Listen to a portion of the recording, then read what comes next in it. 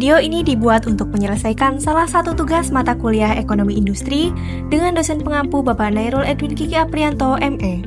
Kami dari kelompok 2 bekerja sama dalam memenuhi tugas dengan judul Pasar Oligopoli di Indonesia.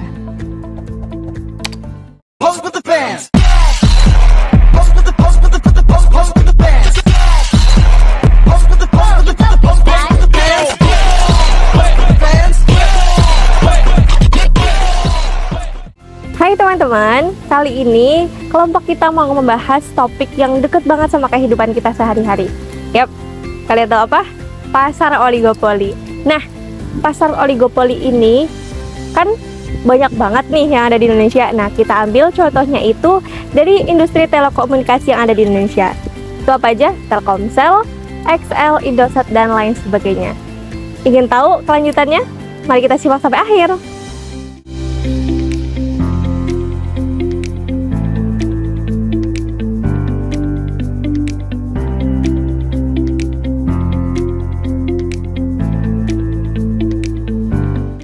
Nah teman-teman, sebelum kita membahas mengenai studi kasus dari pasar oligopoli, setidaknya kita sedikit membahas mengenai pasar oligopoli itu sendiri. Jadi apa sih itu pasar oligopoli? Nah, pasar oligopoli adalah pasar persaingan yang tidak sempurna karena hanya terdapat beberapa perusahaan atau penjual yang memproduksi barang yang sejenis. Jadi persaingannya itu tidak terlalu besar. Kemudian, pasar oligopoli memiliki beberapa ciri utama. Yang pertama yaitu jumlah perusahaan yang sedikit tetapi menguasai sebagian besar pasar. Kemudian yang kedua yaitu adanya hambatan masuk untuk para pesaing yang baru.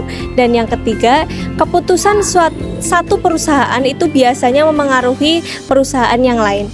Telekomunikasi di Indonesia memiliki banyak provider seperti Telkomsel, Smartfren, Indosat, dan masih banyak lainnya. Namun, hanya beberapa saja yang benar-benar mendominasi, terutama Telkomsel, Indosat, dan XL. Telkomsel memiliki posisi sebagai market leader dengan strategi jaringan yang luas dan kualitas yang stabil sehingga banyak digunakan oleh konsumen.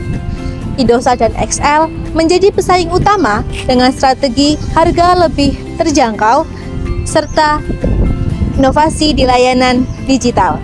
Sementara itu, provider yang lain seperti Smartfren, Axis, dan lainnya, mereka lebih fokus pada segmen tertentu, misalnya paket internet untuk anak muda. Kondisi ini menunjukkan bahwa industri telekomunikasi di Indonesia berpola oligopoli, di mana hanya beberapa perusahaan besar saja yang menguasai pasar, seperti Telkomsel sebagai pemain dominan. Launching di Gedung Indosat, Jakarta. Direktur Chip Sales dan Distribusi. Tahukah teman-teman, pada tahun 2017 yang lalu, operator Indosat ramai mengkampanyekan tarif telepon Rp1 per detik. Kampanye ini viral dengan hashtag buktikan Rp1. Ramai di medsos, sampai ada spanduk yang membandingkan tarif Indosat dengan Telkomsel.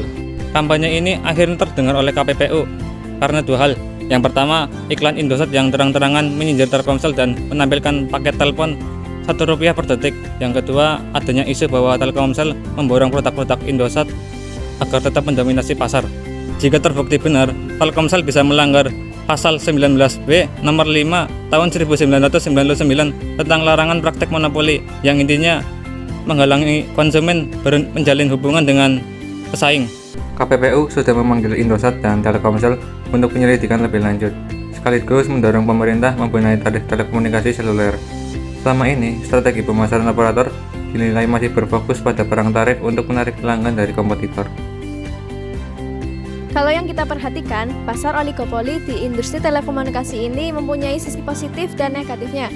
Sisi positifnya yaitu yang pertama, adanya persaingan membuat perusahaan terus berinovasi. Yang kedua, memperluas jaringan. Dan yang ketiga, memberikan layanan yang lebih baik kepada konsumen. Namun di sisi lain, karena permainnya terbatas, kadang muncul praktik yang bisa merugikan masyarakat seperti perang tarif yang tidak sehat atau strategi untuk menyingkirkan pesaing. Kasus Telkomsel dan Indosat yang pernah diselidiki oleh KPPU menjadi contoh nyata bagaimana ketatnya persaingan di sektor ini. Dari sini kita bisa belajar bahwa pengawasan dari pemerintah dan regulasi sangat dibutuhkan supaya persaingan tetap berjalan sehat dan konsumen tetap diuntungkan.